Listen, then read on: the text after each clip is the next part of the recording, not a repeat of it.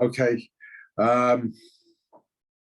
It's about Chanukah this week, tonight actually, Chanukah, and then Parshas Mikeitz.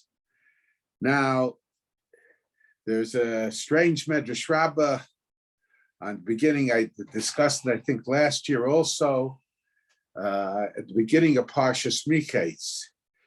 Vayhi Mikeitz Nasayim Yomim Uparo Chole. So it was after 2 years, and Para had a dream.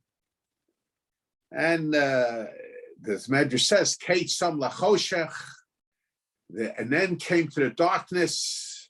Yosef had been thrown into prison, accused of crimes that he did not commit. And he was in a sense of, to a certain degree, he was in a situation of desperation. And then and in the prison, there together with him were the master baker, or the servant of Paro in charge of baking, who was also thrown into prison, and the one that everybody interprets to mean Paro's butler. I assume that the people that did these things had really higher jobs, but this was probably part of the ceremonial part of the job, whatever. And in a sense, all those that were in the prison were in a state in which they could be killed at any moment. You see, the baker of Paro was hung, and they had these dreams, and Yosef said, indicating that he was doing it with the help of God, as he told later on. So that was last week's Sedra. So he so at the end of last week's Sedra, so he asked the Sar Hamashkim, the butler, who he predicted on the basis of his dreams would return to his former position, that he should mention him to Paro. But of course, the Torah at last week's Sedra, below Zocha Sar Hamashkim es Yosef Ayishkacheu, the Sar Hamashkim forgot Yosef, did not remember. And he very often the Medrash tells us that Zachar es asher asa l'cha Amalek schor b'peh. Here too, he didn't mention it. And what happens when you don't mention it? Eventually, you forget. So Zachar Sar Hamashkin es Yosef. The Sar Hamashkin didn't mention about Yosef by Yishkacheu, and then he forgot him completely. But then Paro had a dream, and the dream, he was very troubled by the dream of 7 paros, 7 cows, where the good 7 very good-looking cows were eaten up by 7 weak-looking cows. And the same thing was with the agricultural products, and he was overtaken. He didn't understand. He didn't understand these dreams, and at that point, the Sar Hamashkim remembered Yosef, and he mentioned to Paro, there was a person in prison together with us. So, and then Yosef was taken out of the prison, and he interpreted the dreams of Paro, and his situation changed completely. But the Medrash Rabbi says,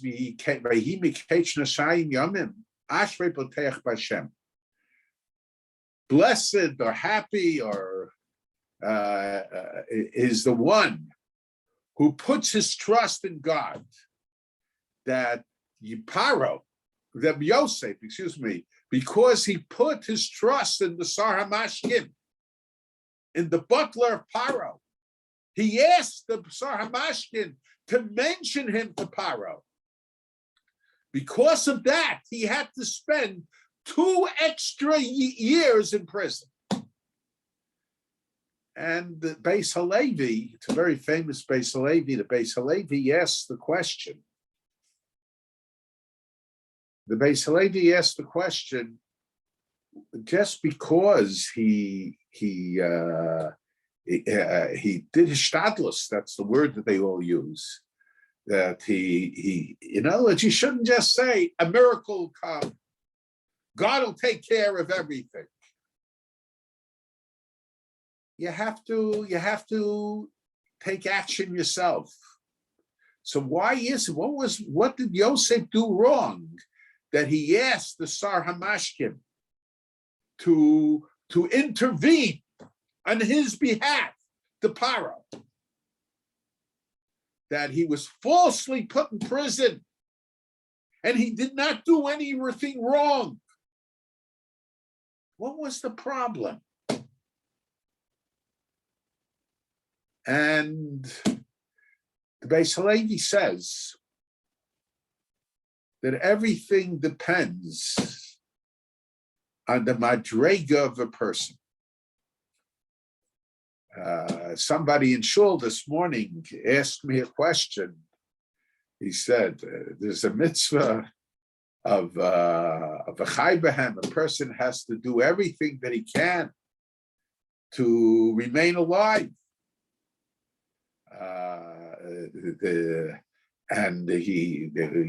Of course, that's something that some of the people today should be aware about. So what did Yosef do wrong? On the contrary, it was a chiyuv upon him to do what he could do. So the Beis Halevi gives an answer. I'm not saying anything against the Beis Halevi's answer, but I will suggest an alternative answer. And I think it might have to do with different approaches in the Rishonim. The Beis Halevi says, now, the Beis Halevi asks the question, Ashrei Botech Hashem, the Medrash says, blessed is the one who puts his trust in God, Zu Yosef, that's Yosef, that because he put his trust in the Sar Hamashkin, in the butler of Paro, because of that, he had to be 2 more years in prison. He says the Medrash doesn't seem to make sense. Besides the fact that it is shtadlus. In other words, Yosef did not put his trust in God initially. And because of that, he was punished. That he had to serve 2 more years in prison.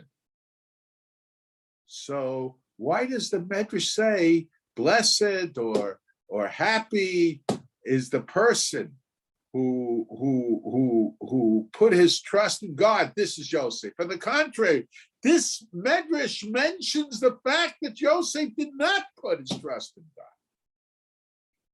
So because of that, the Beis Halevi says people are on different levels, and people have to react in accordance with their level. What is expected of them very often has to be in accordance with their spiritual level. In other words, more is expected of those who have shown more dedication to HaKadosh Baruch Hu. We see that tzaddikim are held responsible for things that people of lesser level would not be held as responsible of. So Yosef was on a special level, the Beis Halevi says, that he would have fulfilled his requirements of trying to get out of prison, of leaving a situation of danger by putting his full trust in God. He did not have to contact the Sar Hamashkin. He did not have to ask the Sar Hamashkin, the butler Paro, to intervene on his behalf. Another person would have been not only allowed, but would have been required to do it. But Yosef was on a special level. And it's interesting, a similar thought is expressed in the Ramban, in Parshas Bechukosei, I think, in Chumash. The Ramban says that in the time of the Nevi'im, and he implies that even a little bit after the time of the Nevi'im, if people were on a very special level, on a very high level, so they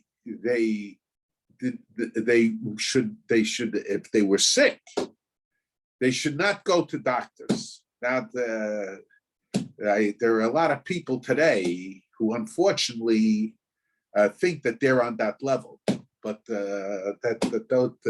that's not the fact. Because in the time of the Nevi'im, they would go to the Navi, and the Navi would be Mispalo, will daven. And it's brought down also, the Ramban seems to indicate that even after the time of the Nevi'im, there were those of the Tanoim and Amoraim, and there are no such people today.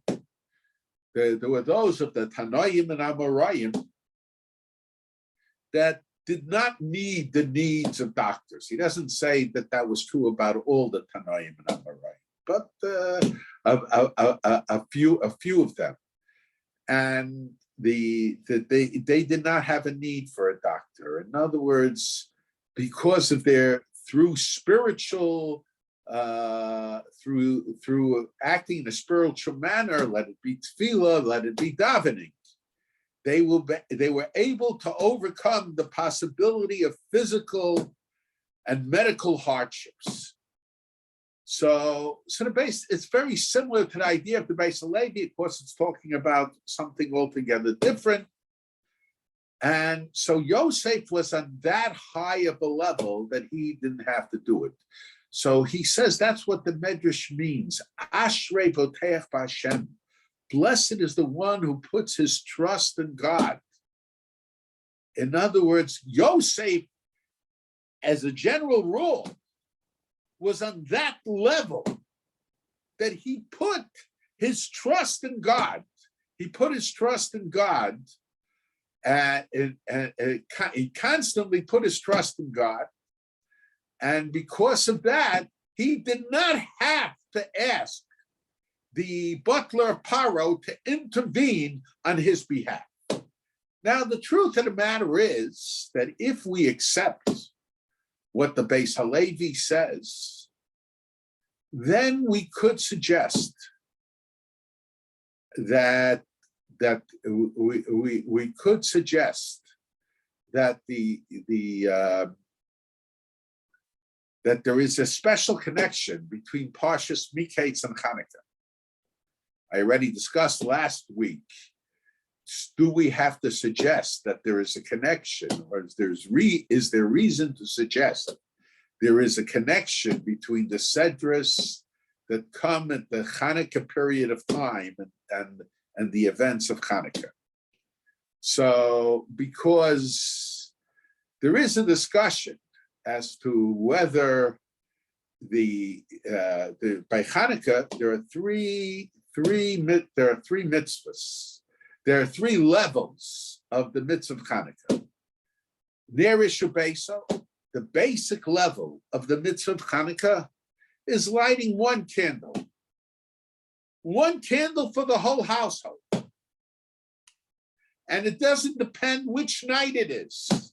On the 8th night, if you have a house of 10 people, on the basic mitzvah, at least in the time of the Gemara, the basic requirement was one candle for the whole household. This is at least the way most of the Mefarshim learn Pshat. But then there was a Mahadrin, a little better than that. Why was there Mahadrin? Why was there a better way to do the mitzvah? What was the better way?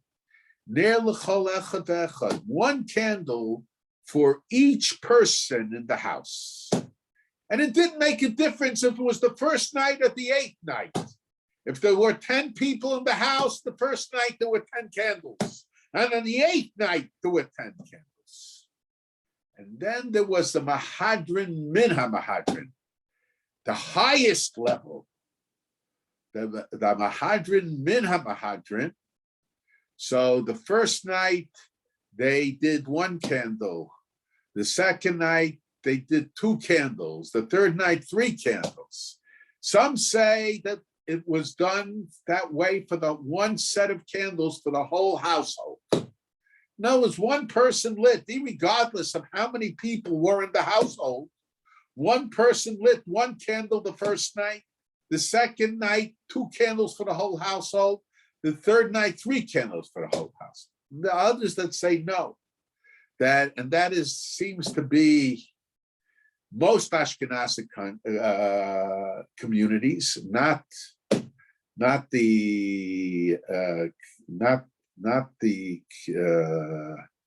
it's not the custom in some of the German communities. Usually the Ashkenazi custom emanates really from Germany, but in this there was a deviation. And in many German communities, only one person lit the candles for the whole household and only 1 set of candles. But in most Ashkenazi communities, the custom is that there's a separate set of candles for each person in the house. So the first night, there's one candle for each person. Each person has his own candle. The second night, 2 candles. The third night, 3 candles. And then there's an opinion of the Rambam. I don't want to get into it now, but whatever. So these are the different. So there are 3 different levels of the performance of the mitzvah. But there is an argument between the Or Sameach and the Mishnah Brura, whether we are required today anyway to do the Mahadrin Min HaMahadrin, or we're only required to do the regular mitzvah, 1 candle. 1 candle for the whole household. So the opinion of the Mishnah Brura seems to be, because the Mishnah Brura says that we have to give money for a person to be able to get candles to perform the mitzvah of Chanukah. And the Mishnah Brura says we don't have to give more than the amount of 1 candle for each night for the whole household. This is because, in other words, because the only requirement is the basic mitzvah. However, the Or Sameach brings proof. I don't know that the proof is really compelling, but the Or Sameach, or Meir Simcha, he brings proof that the mitzvah of lighting Chanukah candles is a mitzvah that we're required, l'chatchila. L'chatchila, we're required, if we could get money for it, we are required to do the Mahadrin Min HaMahadrin. In other words, the first night, 1 candle, the second night, 2 candles, the third night, 3 candles, and perhaps even for each individual, according to the Ashkenazi custom. So that it's a requirement, that it's just impossible. You can't get the money for it. So then you could use the other methods of fulfilling the mitzvah. But l'chatchila, you are required to do the mitzvah of 1 candle, the first night, 2 candles, the second night, 3 candles, the third night. All right. My uncle, because of the proof, because the Rambam says that a person has to get neiros, even has to sell his clothes if it's necessary. Has to get neiros in the plural form. Now, neiros today means a candle, When in those days, it was like a receptacle that they put the oil in. So he has to get Neros in order to fulfill the mitzvah of Chanukah candles, and it's in the plural form. So the question is, if you're only required to light one candle for the whole household, why does he have to get Neros in the plural, receptacles that they had the oil in it? It should say ner, or you get one and you use that receptacle over and over and over again for each of the 8 nights of Chanukah. So obviously, if it's in the plural form, so the Or Sameach says, so you see that a person is required to light more than one candle, is required to light more than one candle. And it's not enough to light just one candle. Now, so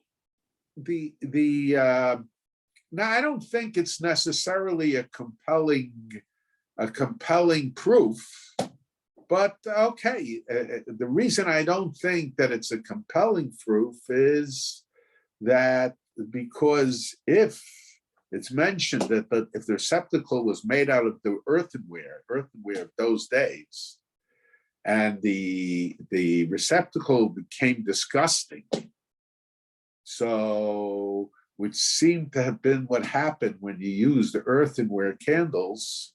So the person, then you would have to use a new one or burn it out.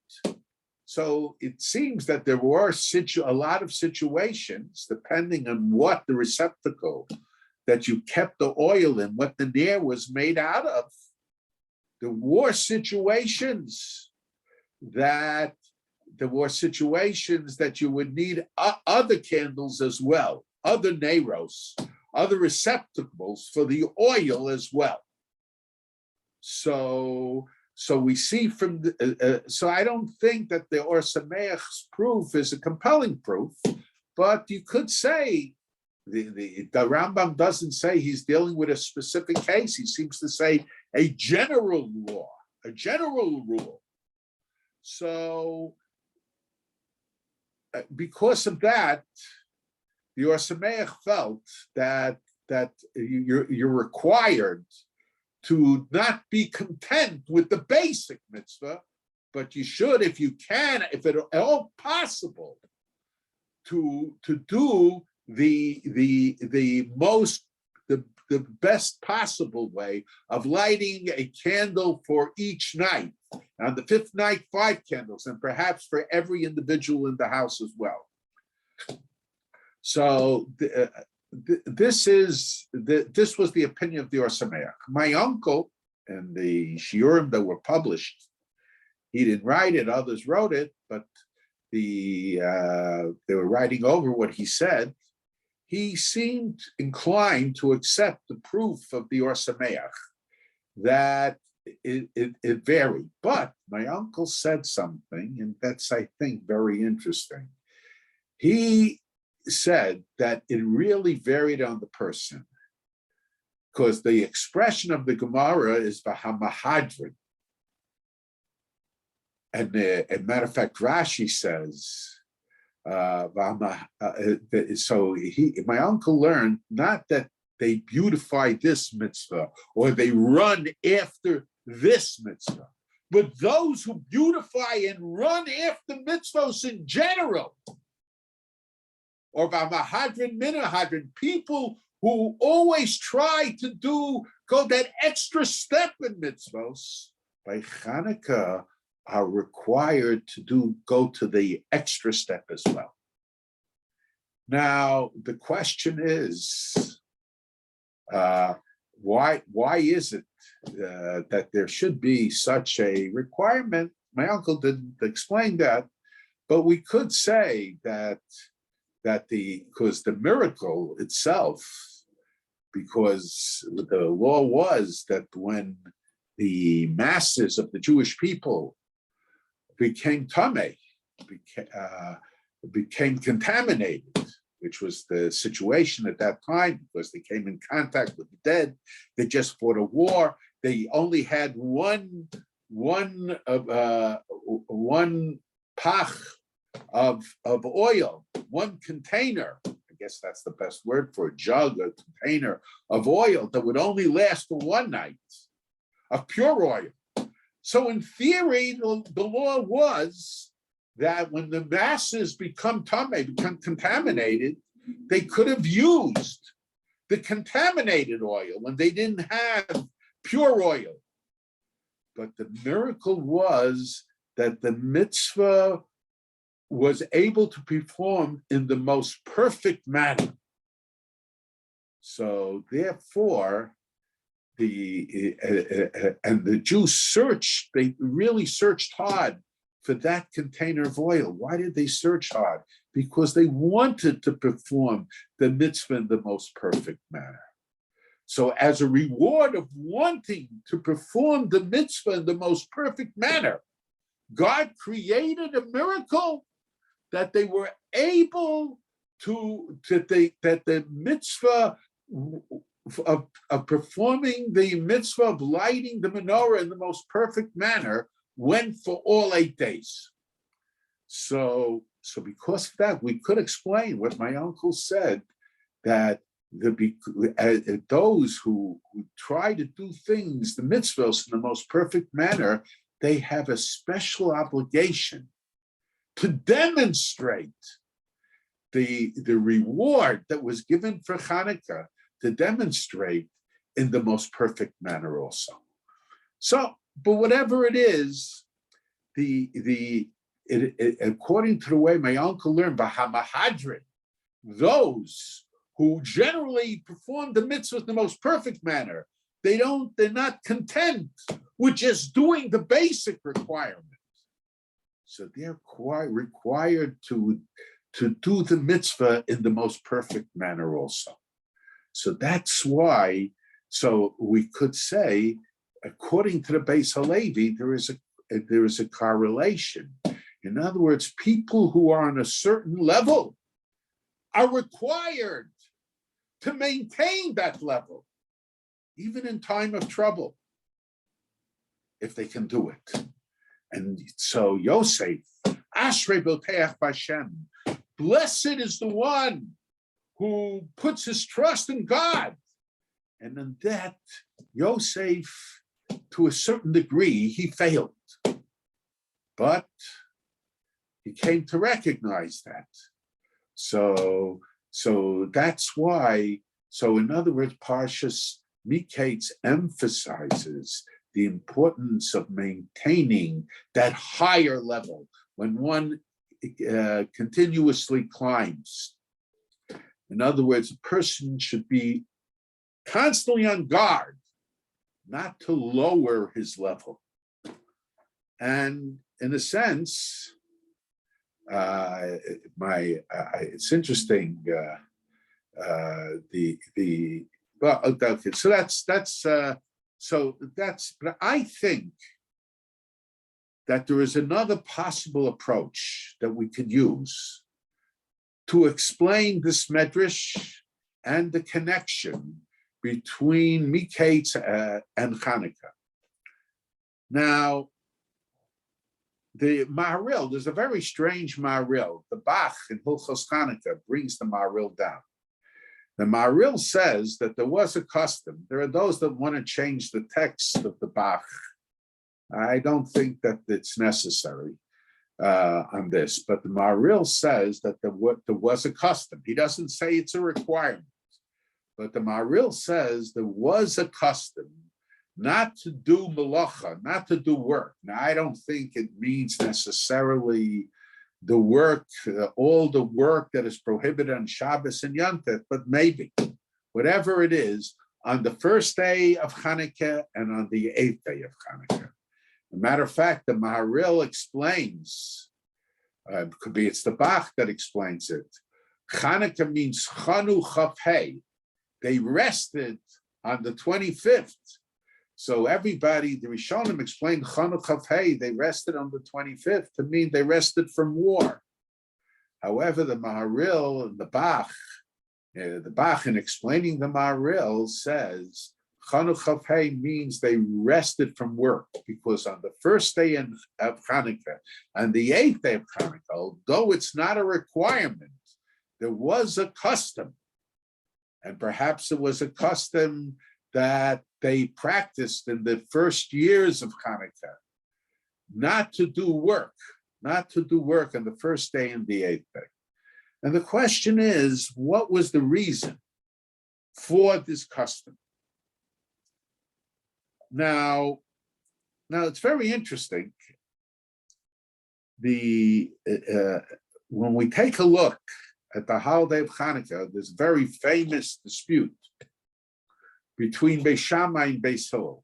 Beis Shammai says Beis Hillel says, and that's our custom, the first night we light 1 candle, the second night 2 candles, the third night 3 candles, and the fourth night 4 candles, etc. However, Beis Shammai says the first night we light 8 candles, the second night 7 candles, the third night 6 candles. And the question is why? So Beis Shammai says Keneged Parei Chag. It corresponds with the bulls that were given on Sukkot, and they were given in decreasing order. So just as they were given in decreasing order, the Chanukah candles have to be in decreasing order as well. Now, so we see, certainly according to Beis Shammai, that there is a certain connection between the Sukkot holiday and Chanukah.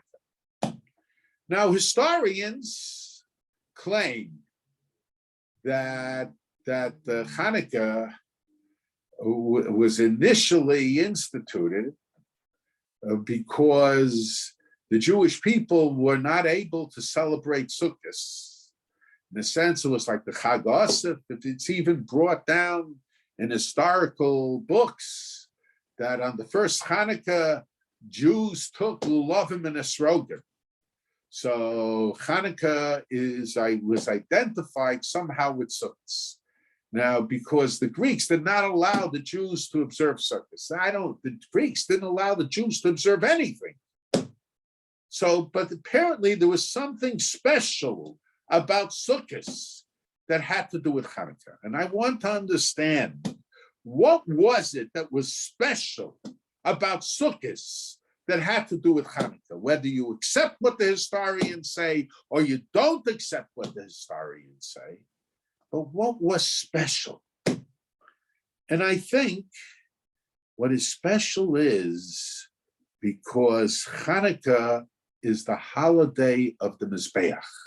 It was the dedication of the Mizbeach.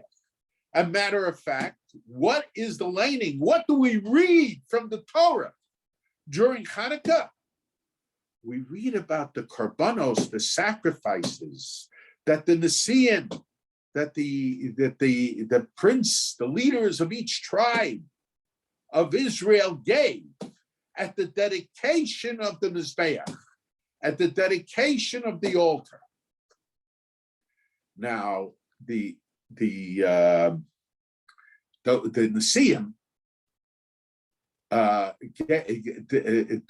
they gave Zos Chanukah HaMizbeach. This was the dedication of the altar, and Chanukah. When the Mishkan was built or dedicated, there's some discussion when it was, but when the Mishkan was built or dedicated, and Chanukah is also the dedication of the altar. So because of that, there is a special, and Sukkot, what is Sukkot? Sukkot is the holiday of the Mizbeach. It's the holiday of the altar. Sukkot, people surrounded the altar, and with the aravos, with the lovim, esrogim, whatever it was the holiday altar. More kabbanos were given. Nisuch hamayim, simchas beis hashoeva. And they're saying, Yofi l'cha mizbeach, how beautiful is it for you, mizbeach, the altar. And why was that done? I think the Marsha points out, because why did they say Yofi l'cha mizbeach? Because Bilga was was a daughter of one of the families of Kohanim, and she was married. She was a Hellenistic Jew, and when the Greeks went into the Beis Hamikdash together with the Hellenistic Jews, she took her shoe and banged it against the altar and said, Mizbeach, Lucas, a disgraceful name, she called the Mizbeach. You eat the money of the Jewish people, but you don't stand up for them in their time of trouble. So Sukkot, in a sense, when they gave more kabbanas than any other time, emphasized, Midiarais it emphasized as well as rabbinically, it emphasized the significance of the Mizbeach, the significance of the altar. And why Sukkot, the significance of the altar, I think, because what is Sukkot? Sukkot comes after Rosh Hashanah and Yom HaKippurim. Sukkot is a celebration of the fact that we realize that our kapara was attained. And what is the symbol of kapara? Of atonement? Of God reaccepting us? The symbol is the Mizbeach, the altar. So Sukkot is the holiday. Sukkot is the holiday of thanks, of joy, of feeling that God has forgiven our sins and we are once again close to Him. That's just what Sukkot is. That's what Sukkot is. Smachtem lifnei Hashem. You will be joyful before God. Now, and that's why it's very interesting. The one of the Xeros, one of the decrees that the Greeks made against the Jewish people was Kisfu al Keren Shor Ein Lanu Chelik Be'Elokei Yisrael. Right on the horn of the horn of a shore of an ox. Ein Lanu Chelik Be'Elokei Yisrael. Now the simple explanation was because an ox was identified in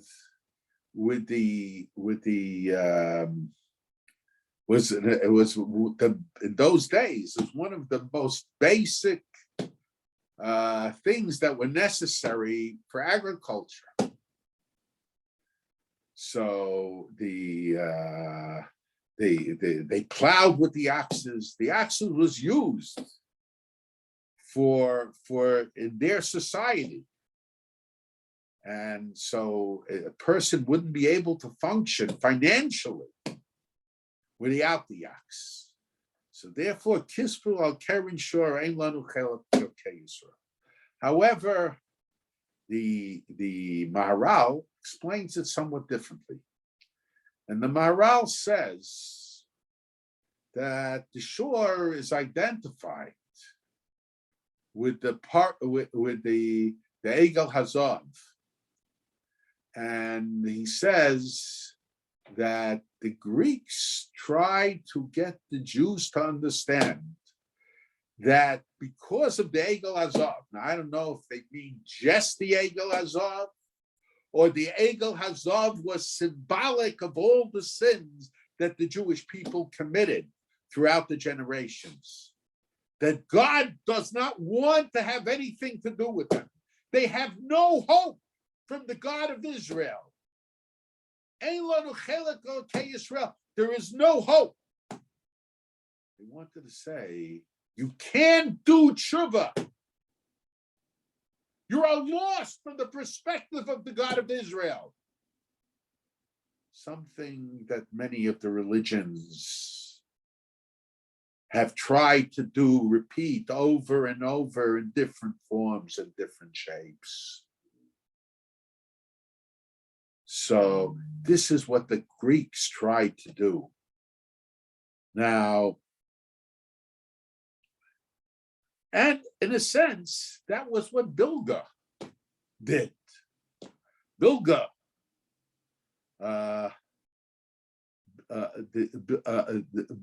Bilga was trying to say, look, Jews,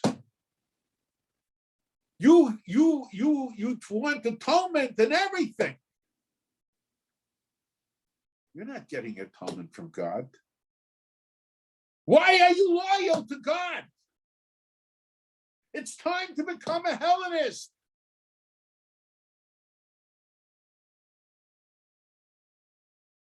So this was the reason that this was the reason. But the truth of the matter is, and this is what I want to suggest,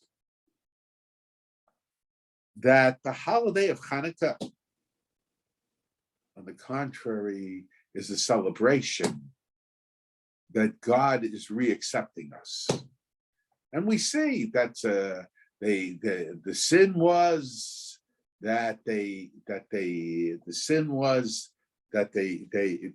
nisrashlu ba'avoda. But then when they gave their lives over, as the Bach says, for the avoda, for the service of God. So then HaKadosh Baruch Hu performed a nes, a miracle, very strange miracle. Who needed that miracle, really? Okay, so let's say for 8 days, for 7 days, they would not have had the lighting of the menorah, the tahara, purity.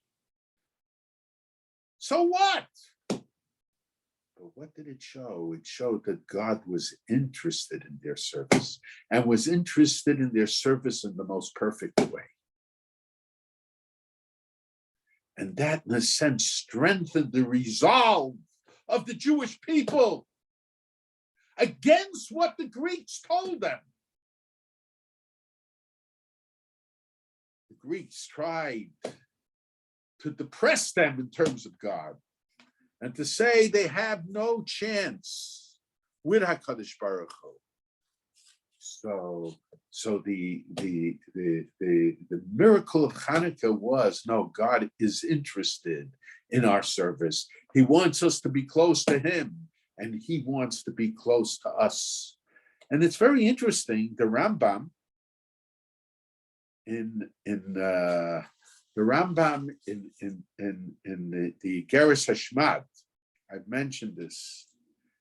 The Rambam in the Geras Hashmad, he says that one of the worst decrees that the Jewish people encountered throughout their history, in terms of decrees against their religion, of observance of their religion, was the fact that they couldn't either lock the door or have doors to their house. And the Greeks, and he says, and from the Rambam it seems, I'm not sure, but the way our text of the Geras HaRambam reads, I'm just wondering maybe there should be a different reading in it, but the way our text of the Geras HaRambam reads, it's based on a Medrash Chanukah. Some call it Medrash Maisa Chanukah. There was some question as to its authenticity, but you see from the fact that the Rambam apparently quotes from it, because there are things there that the things that the Rambam writes that were in the Medrash Maisa Chanukah, unless you say whoever wrote the Medrash Maisa Chanukah got it from the Rambam, so then we have to find an independent source. He doesn't say that the Medrash Chanukah doesn't say that the Jews complied But the Rambam understands that the overwhelming majority of the Jews, became Hellenists initially. And to a large degree, the Chashmonaim started off with one family and those that were close to them. It was a small group.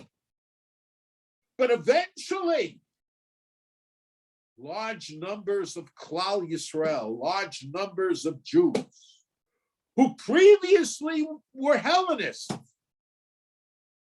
joined the Chashmonaim. And the Rambam says, and we say, Rishoyim biyad tzadikim, that in a sense, the mitzvah of Chanukah were Rishoyim that were captured or overwhelmed militarily by the tzadikim. So these same Jews who were Hellenists originally, the Rambam says, they became tzadikim. Towards the end of the battle, they were identified as tzaddikim, as righteous. What does that show us? That shows us to a certain degree the power of teshuva, the power of return, and more than that, the power of acceptance. Acceptance by God and by acceptance by Klal Yisrael. There are some times where we are not so accepting of people who previously made mistakes. And we use the attitude of Schor Ma'asecha Rishonim. Remember what you did previously. So the holiday of Chanukah, in a sense, is the holiday of the celebration of acceptance. Acceptance by the Jewish people, and more important, acceptance by God of Teshuva. Now, and in a sense, we could say, I've mentioned that the Rambam says that the Greeks made a gzera, a decree, not to, that the Jews shouldn't close their doors. Why? They shouldn't close their doors because they wanted, the Greeks wanted to be able to come into the house to make sure that the Jews weren't observing the mitzvahs. And according to the way our text in the Rambam reads, many of the Jews gave up because of that, the observance of mitzvahs. I think that that's bedavka why the Chanukah candles is lit by the door. The Chanukah candles are lit by the door to demonstrate. One way we can understand is to demonstrate that the Greeks, although they might have initially been successful in their attempts to prevent the masses of the Jewish people from being dedicated to Torah and mitzvahs, but the Jewish people who have come back, and we demonstrate specifically at the doorposts where the Greeks used to prevent the Jewish people from doing Torah and mitzvahs, that long term they were not successful, that we have returned, and our return has been accepted. So this is the reason for, this is the reason why we liked by by the doorstep. And it's interesting, the Magen Avraham brings that there was a custom, could be the Beis Yosef, I don't remember, brings that there was a custom to give tzedakah, that the poor people would go from door to door, from one door to another door, door not in the sense of generations, but door in the sense of doors of houses, I assume where the menorah was, to collect money for tzedakah. And the question is, okay, tzedakah is always a good thing, but why specifically? Now, one of the things, Midarkei Teshuva, person should give tzedakah. We say Teshuva, Tefillah, Tzedakah, Ma'avirim Nesro Hagzera. So tzedakah is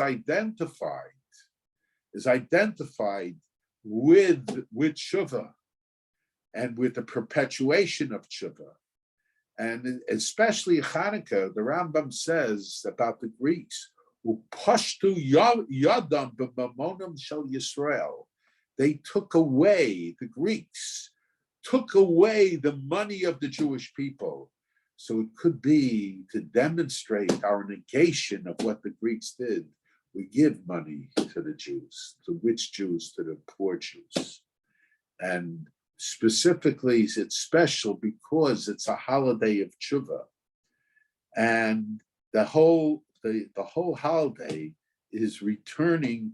We return to the Beis Hamikdash. The Jewish people return to the Beis Hamikdash. And I think that this is how we could explain the idea Ashrei Boteach B'Hashem in the Medrash. In other words, what did the Greeks try to do?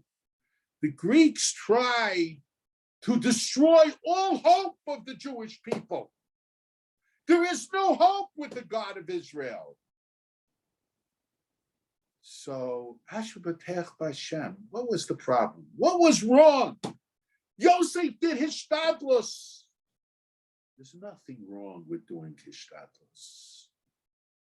But there is a problem with relying on it.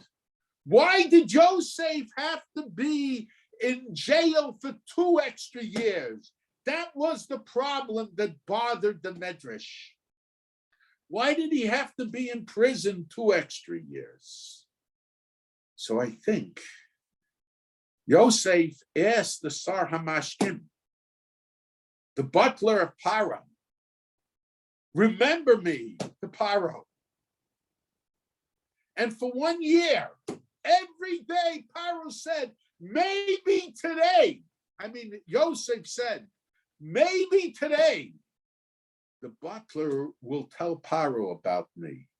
How false charges were pressed against me, about my situation. And for a year, every day, he was thinking, maybe today. Yosef's problem was not that he did hishtadlus, but he relied on it. You'd have to do hishtadlus. You have to make your attempts. It's not ignoring God, certainly in our generation. When you take shots to prevent disease, you have to do everything you can to maintain good health, whether it's diet, whether it's whatever it is. But ultimately, it's God. But in these days, we have to do our part also. And that's what the Hashmonaim did. The Hashmonaim didn't say, we're relying, God will help us. Yes, God will help us, but we have to do our part also. And this is the Ashrei B'Teach B'Hashem. There was no problem in the hishtadlus and what they tried to do. The problem was that they relied on it. So for every day, and the Gemara tells us that people after a year begin to forget. A mess, nishtakach. But from the Rush we see, it's not just that we remember someone who died for a year. It's in general. Because the Rush says, why is it that every year we have to read Parsha Zachar? Every year we have to read Parsha Zachar because after a year a person forgets. A person remembers for a year. So for a year, Yosef thought that the Sar Hamashkim, the butler, will remember him to Paro, will tell Paro about it. He relied on it. Then he needed to do it, in a sense, to do tshuva, for he needed another year for each day that he relied on the Sar Hamashkim. He had to rely on God alone. And with that, he became a Boteach Hashem. He became someone who put his trust in God. Ashrei Boteach Hashem. Blessed is the one who puts his trust in God. And this is the idea of Chanukah. The idea of Chanukah also is, what did they wanted us, the Greeks wanted us, as the Maharal says, not to put our trust in God, to believe that we're lost from God. God is no longer interested in us. And this is what Umos Olam, the nations of the world, very often try to talk us into believing. But Ashrei B'Teach Hashem, even where we have to take action, where we have to be involved, where we have to become a partner of HaKadosh Baruch Hu, it's Ashrei B'Teach Hashem. We will be successful when we put our bitachon on HaKadosh Baruch Hu. The holiday of Chanukah demonstrates that HaKadosh Baruch Hu accepted our tshuva. He accepted us, and he looks forward to our avodah in the most perfect way. And this is the connection between Parshas Mikeitz and Chanukah. Okay, thank you. If anyone has questions, please put them in the chat. So similar to what you mentioned, when Reb Chaim, when they wanted to not list the children, what was it? The children who didn't have a bris milah, they didn't want to list them in the community things. Reb Chaim said that they're not allowed to do that. That was seems to be a thing where they were trying to punish the kids who didn't do anything wrong for not having a bris milah, and Reb Chaim didn't let them do that. Yeah, I'm not sure what their logic was. I know the logic of Reb Chaim, and I can explain it in many different ways, because there's many different reasons why Reb Chaim was correct. I mean, it wasn't the children's fault. The children were Jewish. Just because they didn't have a bris milah didn't mean that they weren't Jewish. You know, they weren't gerim. A ger needs bris milah to be Jewish, the way we paskin. That's machlokus in the Gemara. But the way we paskin, you need a bris milah. It's beyond the scope, unless they felt that somehow that would, in other words, they thought that it was necessary in order to convince parents to do a bris milah on their kids. But even so, it was wrong. The Maharal, you just said at the end that the Greeks didn't want us to believe that Hashem cared about us. It's not the same Maharal that the Bach was quoting, right? Different people. Two different people.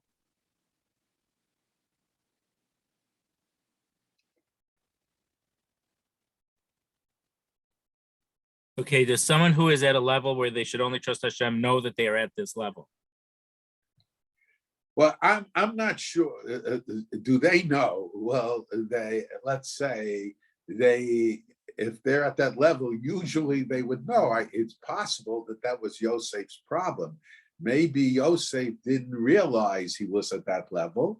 Maybe Yosef also felt that applied only in Eretz Yisrael, because there was a closer hashgacha, so to say. There are all kinds of trying to understand Yosef from the perspective of the Beis Halevi is somewhat questionable. And maybe he felt that Shema Yigrom Hachet, there was the possibility that maybe he had doubts, maybe he acted improperly, so maybe he felt that he wasn't on that level. But a person has to recognize the level they're on. The Ramban by the Akedah, he says, what was the reason for the Akedah? The reason for the Akedah was lahotzi mehakoach lapoel, to take it from the state of the potential into the state of the actual. In other words, so the question, what does that mean? So my father explained that Avram had to know his own ability. Sometimes we don't realize our own ability.